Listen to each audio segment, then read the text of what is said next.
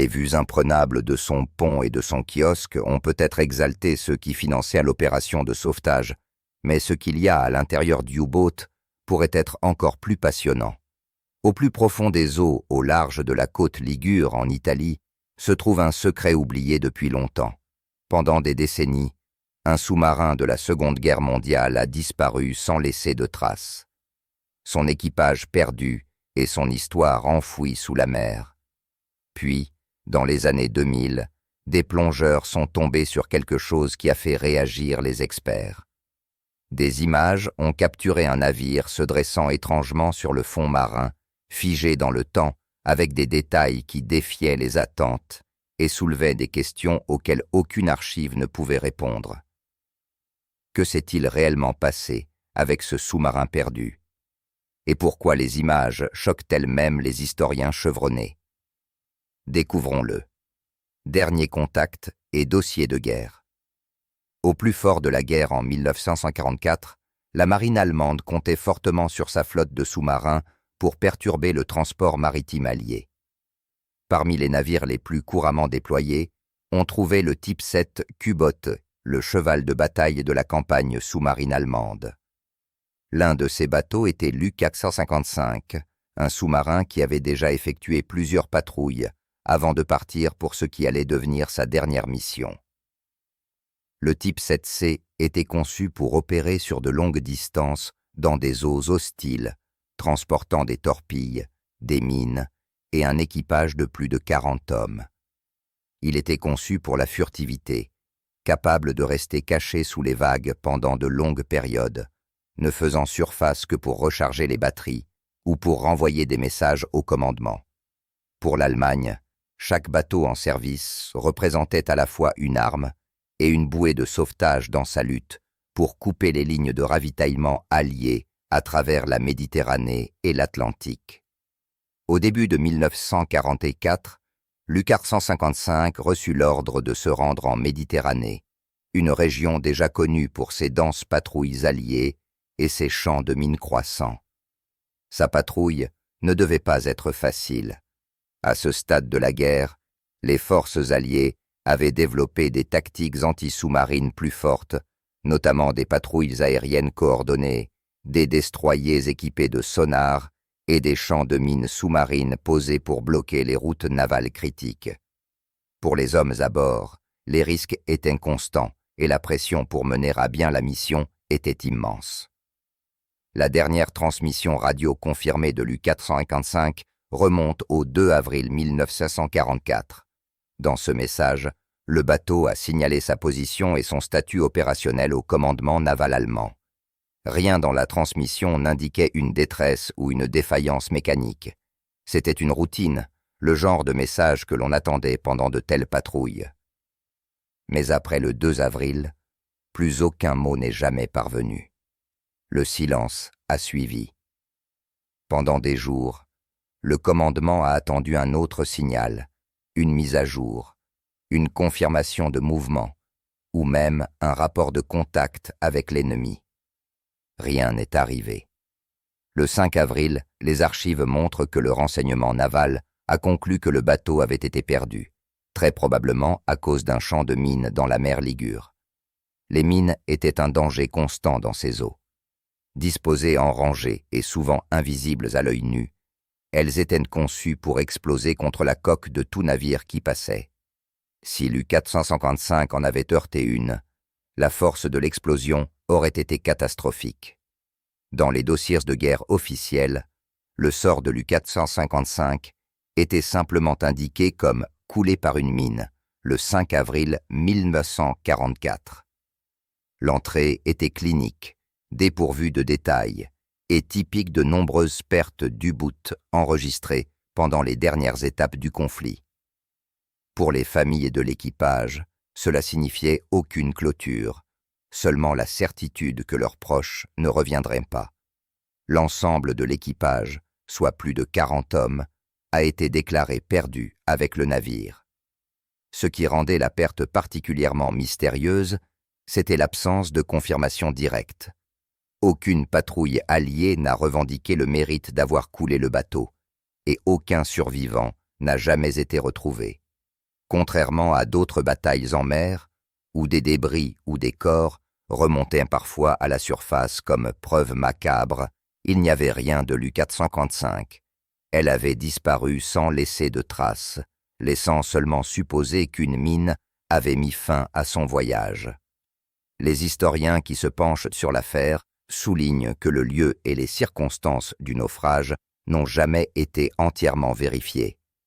Bien que les archives indiquent le 5 avril comme date officielle, cette conclusion a été tirée du silence et non de preuves concrètes. Le lieu exact de la catastrophe était inconnu, et sans l'épave elle-même, les enquêteurs ne pouvaient pas affirmer avec certitude comment le bateau avait coulé.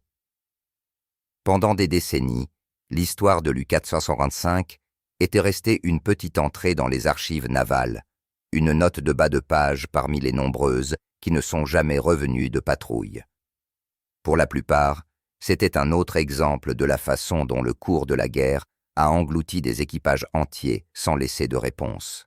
Mais pour ceux qui ont étudié les archives de près, il y avait des indices de quelque chose d'inhabituel dans la perte.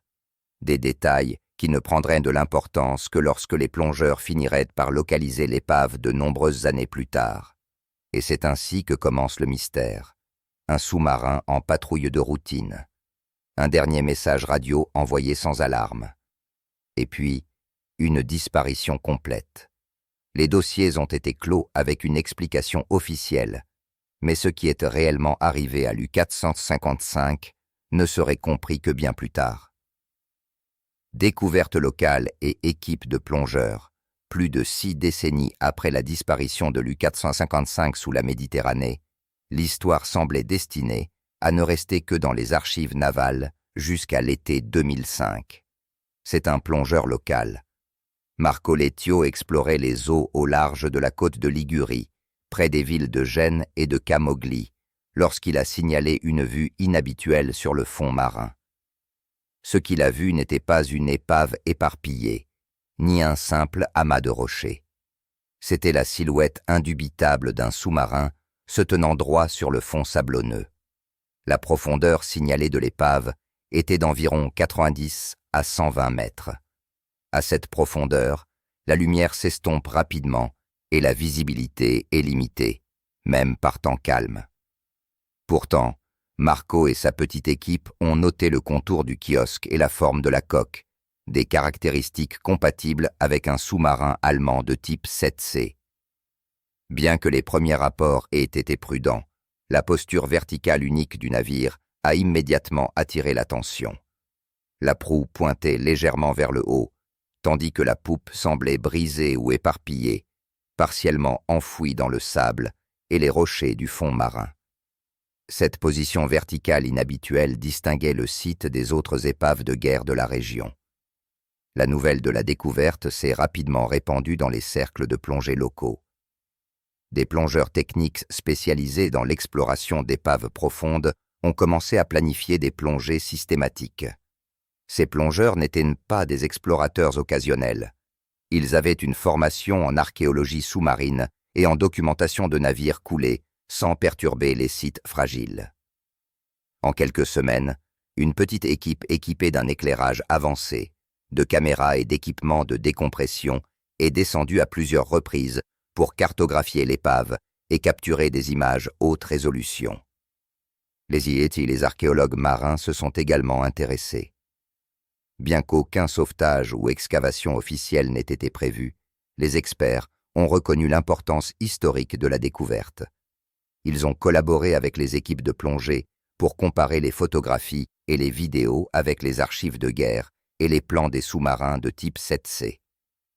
Même à partir des images limitées obtenues à cette profondeur, les chercheurs ont pu confirmer les principales caractéristiques structurelles. La forme de la tour, les positions des tubes lance-torpilles et les dimensions des trous correspondaient tous aux spécifications de l'U-455. Les équipes de plongée ont documenté non seulement la tour intacte, mais aussi les débris environnants. La poupe était éparpillée, une scène chaotique de métal plié et d'équipements brisés, contrastant avec la proue droite qui restait étonnamment intacte. Les plongeurs ont noté que les écoutilles du kiosque étaient fermés et que les supports de canon externes étaient toujours en place, bien que corrodés. Le site a été traité avec beaucoup de soin, car le perturber pourrait compromettre à la fois les preuves historiques et l'intégrité de ce qui est largement considéré comme une tombe de guerre. Léo et ses collègues ont partagé leurs images avec des historiens chevronnés et des équipes de tournage de documentaires, suscitant un intérêt plus large pour l'épave. Leur travail a démontré que même des décennies après la guerre, la technologie de plongée en haute mer pouvait accéder à des sites qui étaient auparavant inaccessibles. Les vidéos capturées lors de ces plongées ont fourni un niveau de détail impossible à atteindre à partir d'observations de surface, permettant d'analyser l'état du sous-marin, sa disposition et les indices potentiels sur la façon dont il s'est retrouvé sur le fond marin dans cette position verticale. Malgré la profondeur et la complexité, l'épave était entièrement accessible aux efforts d'arpentage modernes. Le travail de collaboration entre les plongeurs amateurs, les experts en plongée technique et les archéologues marins a permis de créer un enregistrement complet du site. Cet effort a garanti que le sous-marin puisse être étudié en toute sécurité et préservé en tant qu'artefact historique sans enlever de restes humains ou de composants structurels. La découverte de l'U-455 au large de la côte Ligure a marqué la première étape dans la résolution d'un mystère vieux de plusieurs décennies. Pour la première fois, des plongeurs indépendants ont pu filmer et vérifier la présence de l'épave, fournissant une base pour des investigations plus approfondies et préparant le terrain pour les découvertes étonnantes qui allaient suivre. Pourquoi est-ce important? L'épave est accessible aux levées modernes et il existe des images de plongée indépendantes, ce qui donne aux chercheurs et aux historiens des preuves visuelles sans précédent. Ce que les images montrent sous la peinture. Une fois l'épave de l'U-455 localisée au large de la côte Ligure, les équipes de plongée et les opérateurs de ROV ont commencé à documenter le sous-marin avec un niveau de détail sans précédent. Lorenzo Romano, un archéologue sous-marin qui a accompagné plusieurs plongées techniques, a décrit les images comme un retour dans le temps, mais figées sous des couches de rouille et de sable. Les images ont capturé la tour, le périscope et même les supports de canon qui, malgré des décennies sous l'eau, sont restés largement intacts. Ces enregistrements visuels ont offert un aperçu des derniers moments de l'existence du bateau. La tour de commandement a particulièrement attiré l'attention. Sa structure, bien que corrodée et recouverte de végétation marine, a conservé les lignes et les points d'accès qui caractérisaient un cubo de type 7. Les plongeurs ont noté que le logement du périscope était toujours en place, une survie rare étant donné les dommages fréquents que ses composants ont subis pendant la guerre et les décennies de dégradation qui ont suivi. Les images ont montré des écoutilles qui étaient pour la plupart fermées, les portes des tubes lance-torpilles à l'avant semblant scellées comme si elles étaient prêtes à l'action ou piégées en place. Une observation particulièrement inhabituelle concernait la soi-disant fausse tour sur le pont supérieur. Dans cette section, l'écoutille extérieure était partiellement ouverte, tandis que l'écoutille intérieure en dessous restait fermée. Les plongeurs ont émis l'hypothèse que la configuration pouvait suggérer un entretien de routine ou un mouvement de l'équipage au moment du naufrage. Mais cela a également soulevé des questions sur l'état du bateau lors de sa descente vers le fond marin. Pour les historiens et les ingénieurs qui analysent les images, ce détail était remarquable, car il offrait un aperçu rare à la fois de la conception du navire et de la séquence des événements d'inondation. Les plongeurs techniques ont signalé que les compartiments avant ne semblaient pas être complètement inondés. Contrairement à la poupe, qui s'était effondrée et dispersée sur le sable, la section avant a conservé une quantité surprenante de flottabilité. La proue du bateau était inclinée vers le haut à environ 20 degrés, ce qui donnait à l'épave sa position caractéristique sur le fond marin. Selon les rapports des plongeurs, cette posture est compatible avec une inondation inégale dans la coque. La poupe se serait remplie rapidement, tandis que la proue piégeait des poches d'air qui ralentissaient sa descente. L'effet a laissé le navire debout presque comme s'il était exposé, un écho figé de ses missions de guerre. Les images du ROV ont également mis en évidence les supports de canon et les accessoires de pont. Le canon externe de 20 mm sur la tour de commandement est resté en place et les supports structurels pour les supports anti-aériens jumelés de 37 mm étaient clairement identifiables. Bien que corrodés, ces supports ont conservé la configuration d'origine, ce qui a permis aux chercheurs de confirmer l'alignement et les dimensions par rapport au schéma de guerre. De même, le trou dans le blindage ne présentait que des brèches limitées, ce qui suggère que la plupart des dommages se sont produits lors du naufrage ou à cause de la corrosion au fil du temps, plutôt qu'à cause d'engagements de combat. Les plongeurs et les opérateurs de ROV ont pris des mesures précises, documentant l'espacement entre les écoutilles, le diamètre des portes des tubes lance-torpilles et la disposition des échelles et des rails. Ces données ont permis aux ingénieurs et aux historiens de reconstituer l'aménagement intérieur sans entrer dans le hall, préservant ainsi l'intégrité de l'épave. Les images vidéo haute définition ont montré la présence de panneaux de commande, de tuyauterie et d'autres accessoires, bien que fortement incrustés. Même après des décennies, la conception des systèmes internes du sous-marin est restée lisible, fournissant un aperçu des aspects opérationnels et structurels des bateaux de mer de type 7. Un détail frappant capturé dans les images était le positionnement des cloisons à l'intérieur des compartiments avant. Plusieurs sections, y compris la salle des torpilles et les zones de contrôle, ont montré des portes intactes et des panneaux scellés. Les plongeurs ont interprété cela comme une preuve qu'au moment de l'inondation, de nombreuses sections sont restées compartimentées. Cet aperçu a aidé à expliquer pourquoi la proue est restée droite et partiellement intacte. La scène a fourni plus que des données structurelles. Il a offert des indices sur les derniers moments de l'équipage et du navire lui-même. Chaque image a renforcé l'état inhabituel de l'U-455 sur le fond marin. Contrairement à de nombreux sous-marins coulés qui semblent écrasés ou brisés, cette épave a conservé sa forme d'une manière qui a permis une étude minutieuse à la fois de la conception et de son état final. Les écoutilles fermées, la tour intacte et la posture de la proue se sont combinés pour créer un instantané figé dans le temps. Un témoignage silencieux des missions du sous-marin et des hommes qui ont servi à bord. Ce que les experts ont vu et pourquoi ils ont été stupéfaits. Mais il y a plus. Voici comment tout s'est déroulé. Le sous-marin nazi perdu a été retrouvé près des côtes italiennes, et les experts n'en ont pas cru leurs yeux en voyant les images. Alejandro Chi, un historien marin qui avait travaillé avec l'équipe sur plusieurs épaves profondes de la Méditerranée, a décrit les images comme l'un des enregistrements de sous-marins les plus complets et les plus obsédants que nous ayons jamais vus. Les images ont révélé des détails qu'aucune photographie d'archives ou rapport de guerre n'aurait pu capturer. Le plus frappant était l'état des compartiments intérieurs. À travers les hublots extérieurs et les écoutilles d'accès partiellement ouvertes, les plongeurs ont pu constater que les portes des cloisons étaient toujours fermées. Les panneaux de commande, les tuyaux et les échelles sont restés largement intacts, comme figés au moment du naufrage.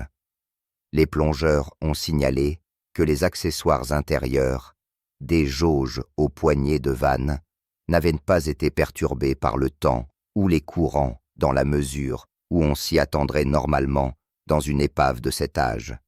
Cet état préservé a immédiatement suggéré que l'équipage du bateau était peut-être à l'intérieur lorsqu'il a coulé.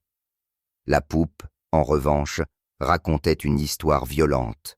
Les plongeurs et les opérateurs de ROV ont noté que l'arrière du sous-marin avait été détruit d'une manière compatible avec une détonation de mine.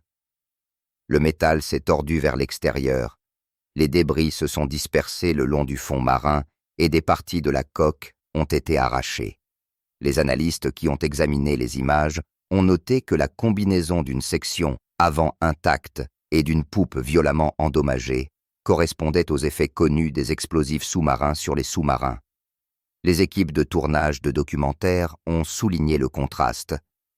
L'avant est resté debout, l'arrière a été détruit. Des anciens combattants et d'anciens spécialistes du U-boat ont ensuite examiné les images et les ont comparées aux archives historiques. Grâce aux correspondances structurelles avec les plans, l'alignement du périscope et la configuration de la tourelle, l'épave a été identifiée avec certitude comme étant l'U-455. Des photographies provenant des archives navales allemandes, y compris des images de l'équipage et des clichés pris à quai, ont été utilisées pour vérifier les principales caractéristiques visibles sur les images. Les experts ont convenu que, bien qu'une preuve définitive du sort de l'équipage nécessiterait un examen médico-légal, les preuves visuelles suggèrent fortement que des hommes étaient peut-être à l'intérieur lorsque le bateau a coulé. Les équipes de tournage de documentaires qui ont couvert les plongées ont souligné que ces conclusions étaient observationnelles et non des conclusions médico-légales formelles. Les entretiens avec les chefs de plongée et les archéologues marins ont permis de cadrer soigneusement la découverte. Ils ont décrit l'épave comme un artefact historique plutôt que comme une scène de crime ou une tombe retrouvée. Pourtant, l'imagerie a suffi à provoquer à la fois fascination et malaise. La proue droite, les écoutilles scellées et les compartiments intacts ont donné l'impression d'un moment figé, un moment qui a conservé les dernières secondes de la vie à bord du sous-marin. Les experts ont été stupéfaits non seulement par la conservation, mais aussi par les implications. Marco Labiccio, le plongeur qui a localisé l'épave pour la première fois, a déclaré qu'il n'avait jamais vu un sous-marin avec une structure et une configuration interne aussi claires. Les écoutilles fermées, en particulier, ont suscité un débat parmi les historiens et les ingénieurs. Normalement, les sous-marins qui coulent s'inondent entièrement ou se brisent sous la pression, dispersant l'équipement et éjectant parfois le personnel. Dans le cas de l'U-455, les images suggèrent que les compartiments avant sont restés scellés, piégeant potentiellement toute personne à l'intérieur. Les réactions de la communauté des documentaires ont reflété celles des experts techniques. Les images ont été partagées à l'échelle internationale par le biais de projections contrôlées, soulevant des questions sur les dernières heures du bateau et de son équipage. Les analystes ont émis des hypothèses sur les procédures opérationnelles, la séquence de l'explosion et les emplacements probables des membres de l'équipage à ce moment-là. Bien que beaucoup de choses soient restées hypothétiques, tous ont convenu que l'enregistrement visuel offrait un aperçu sans précédent d'un sous-marin de guerre conservé sous l'eau. Ce chapitre de l'histoire de l'U-455 représente à la fois une réussite technique en matière d'enregistrement en haute mer et un rappel brutal du coût humain de la guerre navale. L'état de conservation du sous-marin, combiné aux dommages violents causés à la poupe, a clairement indiqué que quoi qu'il se soit passé, cela s'est produit soudainement et n'a laissé aucune possibilité d'échappatoire. Les équipes de plongée, les historiens et les équipes de tournage de documentaires ont tous souligné que ces observations provenaient d'une étude minutieuse de l'épave et non d'une récupération ou d'une exhumation. Autorités, historiens, familles. Après que les images de l'U-455 ont circulé parmi les historiens et les équipes de tournage de documentaires, l'attention s'est détournée de la découverte vers la responsabilité. Giovanni Ferraro, un fonctionnaire de l'autorité du patrimoine marin de Louri, a souligné que l'épave doit être traitée comme une tombe de guerre. Le droit italien, soutenu par les conventions internationales, protège les navires militaires coulés et leurs équipages contre toute perturbation.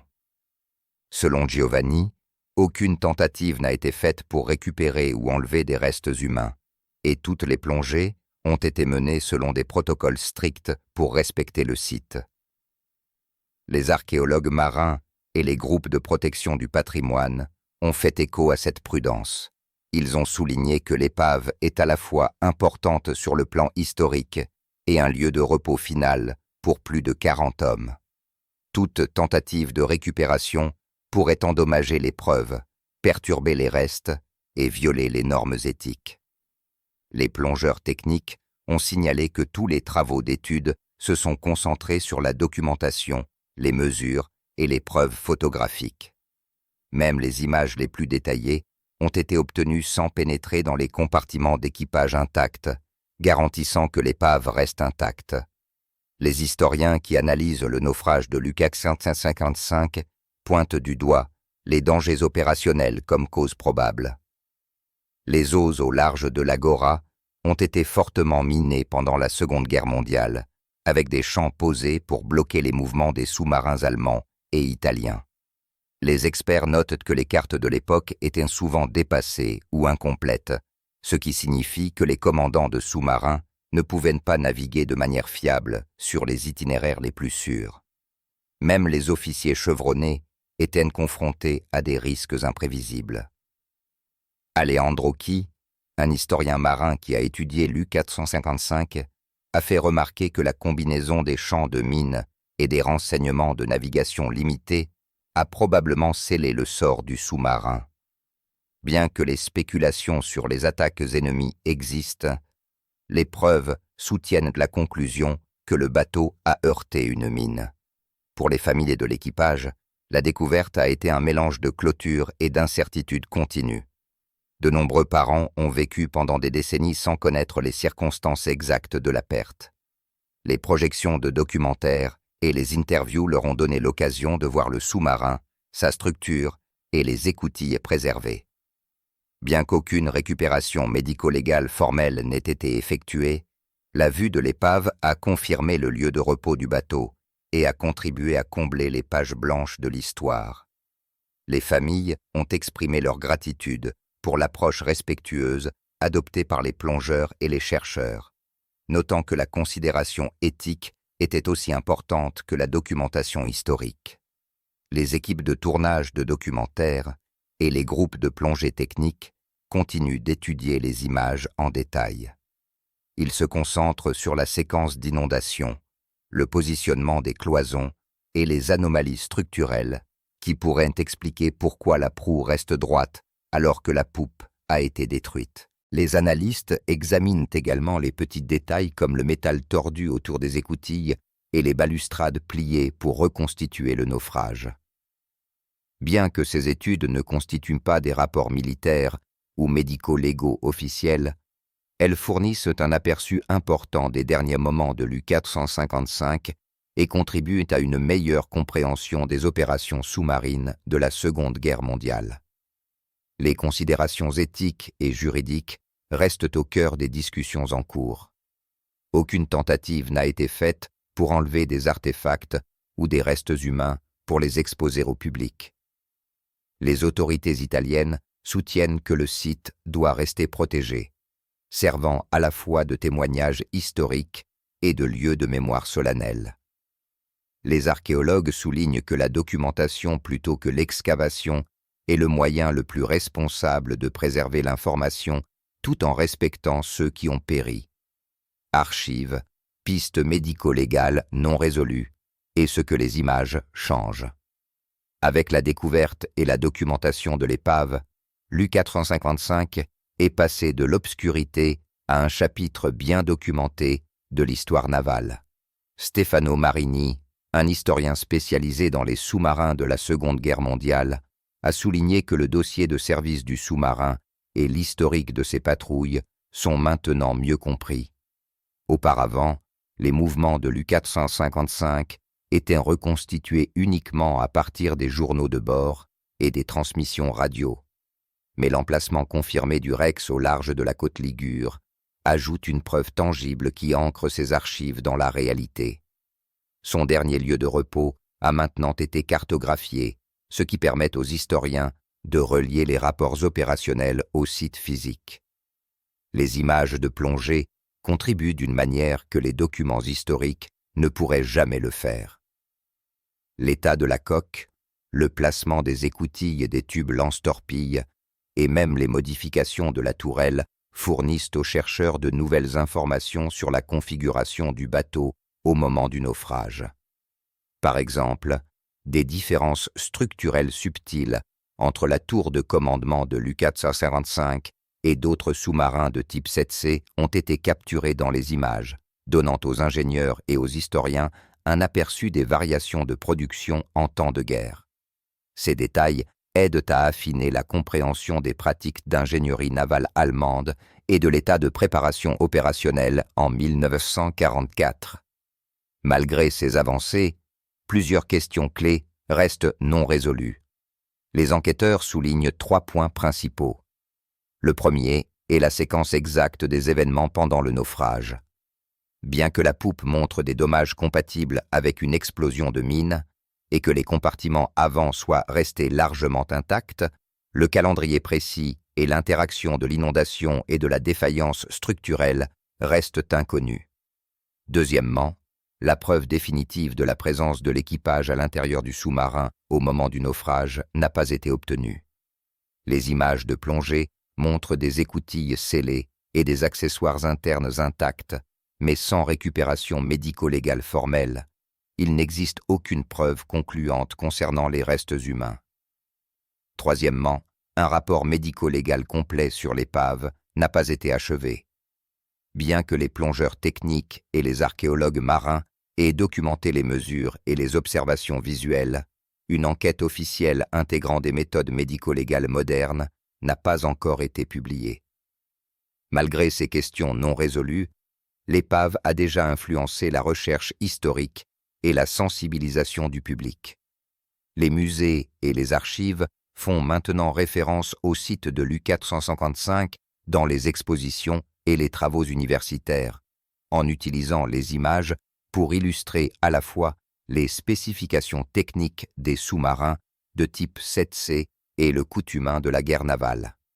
Les témoignages d'anciens combattants, en particulier de ceux qui ont servi sur d'autres sous-marins en Méditerranée, ont été croisés avec l'état du Rex afin de mieux comprendre les schémas de patrouille, les dangers des champs de mines et les défis opérationnels.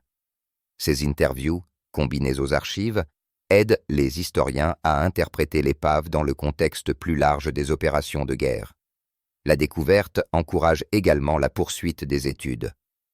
Les chercheurs examinent les cartes de guerre, les listes d'équipage et les plans des champs de mines pour reconstituer la patrouille de l'U-455 qui a conduit à son naufrage. Les archives en Allemagne et en Italie, y compris les archives du commandement naval et les journaux d'entretien des chantiers navals, sont en cours d'examen pour trouver des indices supplémentaires. Les musées ont exprimé leur intérêt à intégrer des images de plongée et des diagrammes détaillés dans des expositions éducatives, garantissant ainsi que les histoires techniques et humaines soient préservées pour les générations futures. Alors, que pensez-vous de ce qui a été trouvé sur ce sous-marin? Faites-le nous savoir dans les commentaires.